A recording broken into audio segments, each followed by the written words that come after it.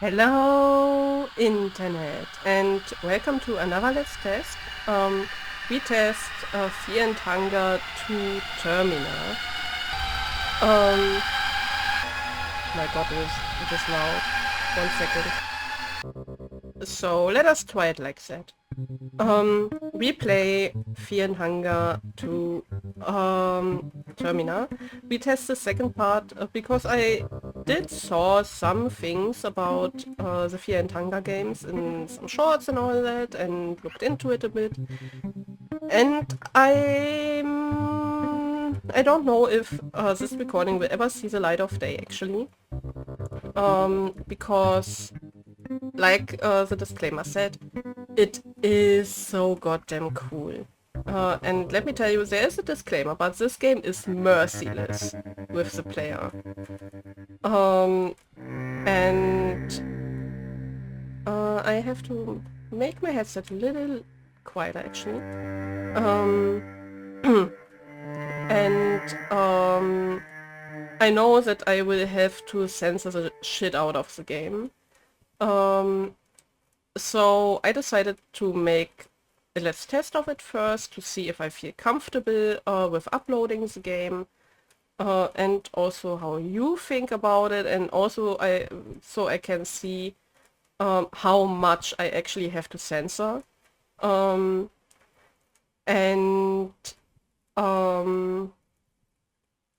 yeah, I from what I saw, the Termina thing, you see it in the title screen. It is also a bit of some kind of homage to The Legend of Zelda Majora's Mask.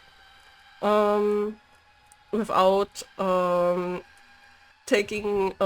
without being a fan game or anything, it has its own take on that so far as I know. And I can be wrong here, I didn't look too much into the games of Fear and Hunger. But I think that you don't have to play the first game to understand the second one. And so the stories are not related as far as I know, at least. And the first one seemed more like a dungeon crawler to me, and the second one more like an horror RPG actually. And yeah, simply let's get into it.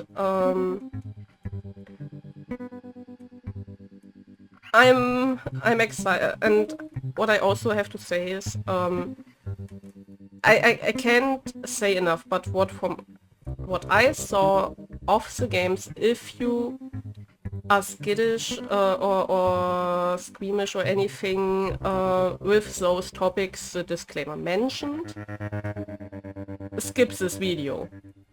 This game is, like I said, merciless with the player and its contents. And this is actually the only reason why I will have to see if I feel comfortable with uploading it.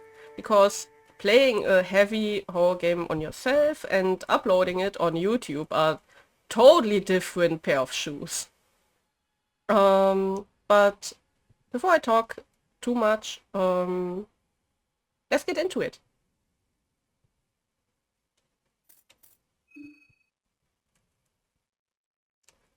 So we will choose a character. What is his name? Okay, they don't have any names.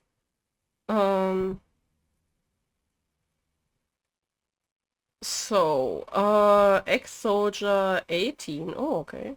Having fought in wars since he was 13. Ex-soldier excels at range combat and has great aim with most firearms. So, it's more like a combat safe character. Occultist, age 18. Info. The occultist focuses on the creative use of the otherworldly powers. While not as strong with harmful and offensive skills, their abilities are no less impressive when used properly. So, okay, it's more like magic and debuffing, I guess. Um, Doctor. 28. The Doctor skill set is mainly focused on curing different status ailments and analyzing the possible weakness in enemy anatomy. That sounds good. Mechanic. The mechanic is adept at crafting her own makeshift weapons and traps. Along with mechanical skills, she also understands more complicated machinery. Yellow mage, okay. Contrary to other priest beliefs, yellow mages don't dedicate their lives to worship. Yellow mages use otherworldly powers only to their own benefit and to further their own agenda. Seems like a social guy. Botanist, 20. The botanist's knowledge covers a wide variety of plants and herbs. She can create mixtures with strong healing properties, or alternatively, she can use her knowledge to create potent poisons. Fuck or boxer. Life in an underground boxing ring has taught the boxer how to deal with opponents barehanded. Boxer excels at close quarters combat. Okay. And journalist. Having covered wars, guckt irgendwas, coup something French, and other disasters, the journalist has picked up various skills that help her survive. Persuasion skills definitely not being last on that list. So I have my eye now on the journalist, the botanist, and the doctor, actually. Because the other ones are, yeah, you are good at debuffing stuff. You are a soldier. You can use guns. Um, Machines are also fine, but this one seems more like a social, but not with persuasion, but more intimidation and lying and all that. And hmm, um and yeah, this is simply hit hard. Um so journalist is good at some surviving stuff, persuasion and all. Um she can make healing items and also poison items. And he is good at finding weaknesses in enemies and queuing yeah, different status ailments. Let me think about that for a moment. So I've made up my decision. I would actually go along with the doctor. Simply because of the weakness and status stuff. Oh, now we have a name. Dawn. Is it pronounced Dawn or Dan? Or Dan?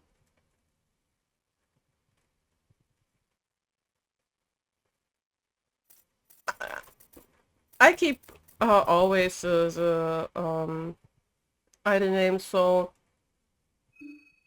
Dan is it is. Or maybe let's call him Dan. Um, we will take the easier mode. I'm a scaredy cat when it comes to difficult levels or difficulty levels. Skips the character history, no. The soothing sound of rail tracks. You are not used to such peaceful and tranquil atmosphere. You can't help but let your mind wander. Your reminiscence, what has led you to this point in life. Since you were a toddler, you had been traveling around the Europa with your parents?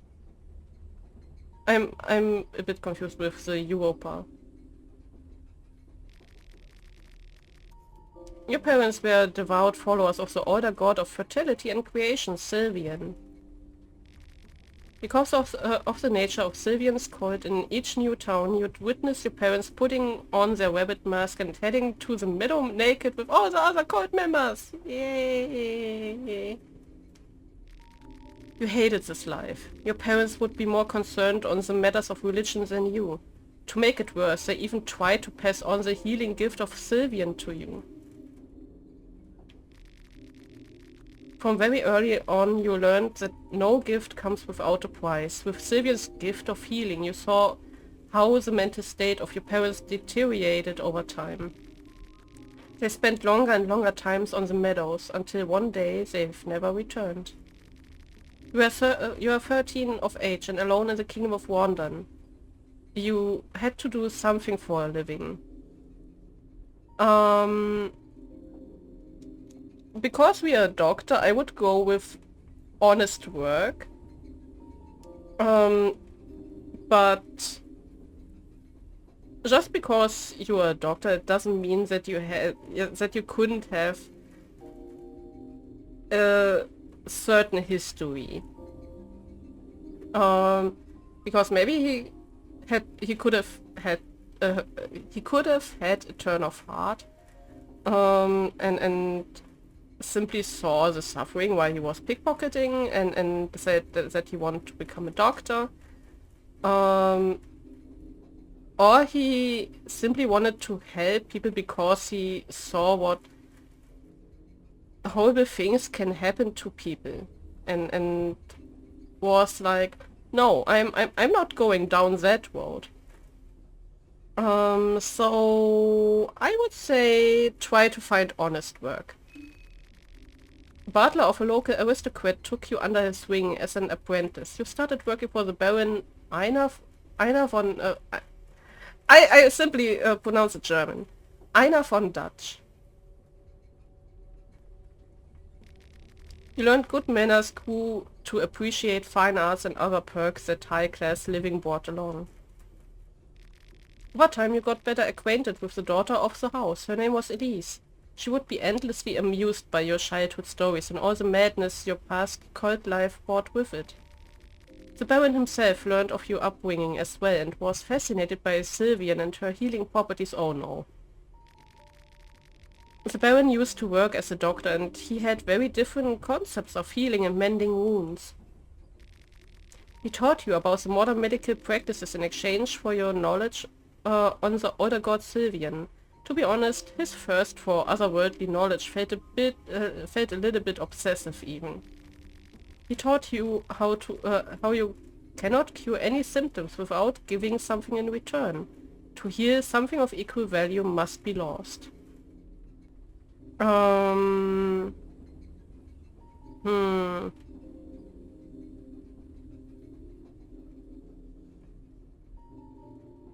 I don't think that this is a bad line, actually. That you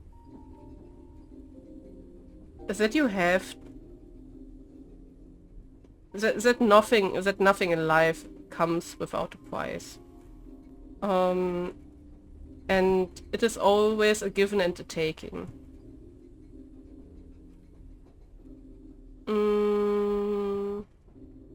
Yeah, memorize this very line.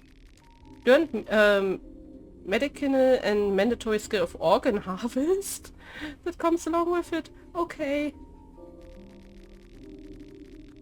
The most important thing learned is that you trade your life, yourself in the practice of medicine.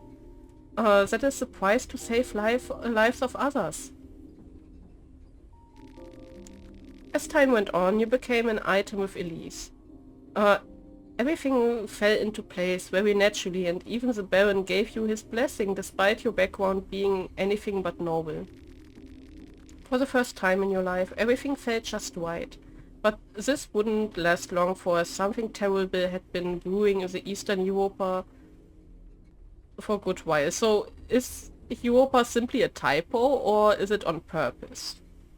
Because I know in English Europa is Europe. and not Europa.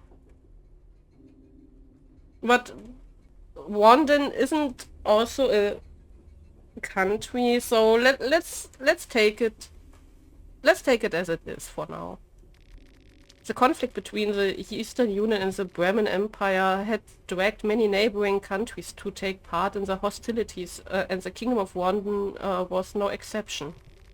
The kingdom was enlisting all able-bodied men to the front lines, and you had no choice but to pack your bags and join the Great War. Because of your knowledge in medicine, you were given an option to join the army as a medic or pick up a gun and join as an infantry trooper. I will stick along with the doctor thing. I mean, join the infantry is maybe the thing where you can get some skill points for weapons, maybe. But let's stay on the dog route for now. You are given a scalp and a light blue vial and pep pills, okay. The war was cruel and inhuman. You had to take part in countless things better left unspoken. The only thing that kept you going was the thought of your new family waiting for you back home. Every night you'd read letters from home and fall asleep to a photograph of Elise. One day the letters ended. It was natural for letters to get lost in all the chaos, but you couldn't help your ominous feelings. So when the Kingdom of London finally withdrew from the war, you rushed straight back home as fast as possible. The manor of Van Dutch was lifeless and dark on that gloomy day. You stormed through the countless rooms but couldn't find a soul inside. That was until you found the basement door partly open. In the darkness below you could only tell apart the silhouette of a person who had died standing in the middle of a swirling ritual circles. Yay! The Baron was obsessive, and not only sounded obsessive, it seems. The person was Einar von Dutch himself. He had died on the spot from what seemed like a self-inflicted wounds and cuts. Each corner of the basement had sacrificial gifts to an old god unknown to you. Your heart sank as you recognized just who was the main sacrifice of this maddening rite. You tried to save Elise with any means necessary. You tried to exchange vital parts of yourself for the life of her. But that didn't work. You tried unspeakable methods for days, but it was all in vain. She was too far gone. Occult had completely swallowed the Baron while you were away, and you could only guess what he had tried to accomplish with this unholy ritual. Upon searching through Baron's documents, you noticed a certain place mentioned frequently time and time again, a town called Prehevel in the country of Bohemia. The place had something to do with the beliefs of the Baron, and maybe there you'd find at least some sense to this madness. You wouldn't bring back your old life, but frankly, you had nothing else going for you anymore. Only the small clue on what took everything away from you. Answers. That was enough of a reason to get you back on the road. How did you prepare for a trip?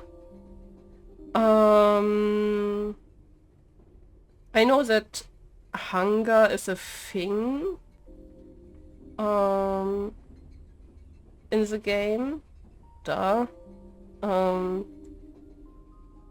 But medical goods could be healing items, but because I don't know how we get our hands on food in the game, I only know that we need food. I would say we stock up on food, but it also makes sense, if we are honest. You don't go on a journey or a trip and didn't bring food along with you. Managed to find 2 dried meats and moldy bread. Yay! Thanks for that game. It's been a long and mentally taxing travel to this point. He hopes that whatever you find from this small town could give at least some closure to your sorrow. Save your character history? Yes.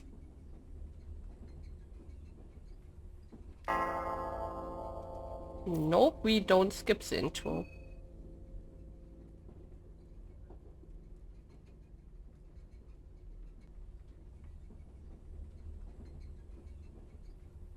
Sure. Go along, girly.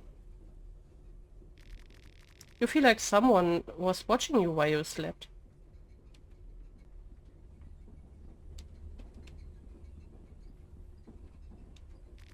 A pile of suitcases have been left without supervision. Go wait it! The door to the previous cabin is locked from the other side. Looking through the window, the cabin seems pitch black.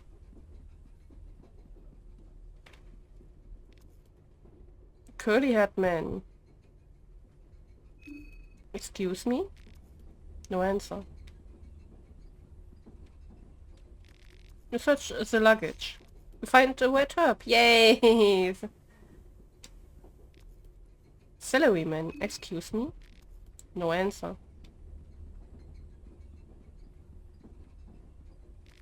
An old pamphlet. There doesn't appear to be anything interesting printed on it.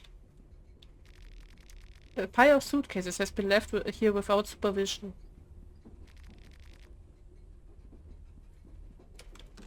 The door won't open. It seems to be locked from the outside.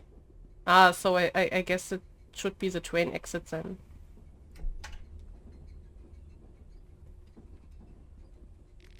You search the luggage. You find lavender. Items. Blue vial. What does lavender does? Lavender petals that give off a lovely scent. Scent soothes you and dilutes your fears. Ah, okay. So, mind heal 5%, body heal 80. Okay, we have 2 wound healings and a wet herb with a neutral smell intensifies the effect of other herbs. Ah, so if we would have taken the botanist, maybe we could make a stronger mind heal thing together with the wet herbs then. Now I regret that I didn't took the botanist, to be honest. You search the luggage. You find a yellow vial. Pile of suitcases been left without supervision. A wall of suitcases. Something feels off. Yeah, maybe it would come crushing down as soon as the train hits the brakes.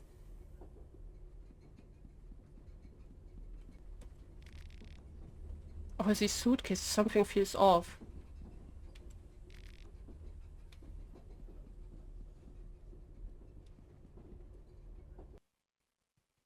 Workshop. This place. It's not the train anymore. There's only darkness ahead. You can't go back, but I want to go back. Please.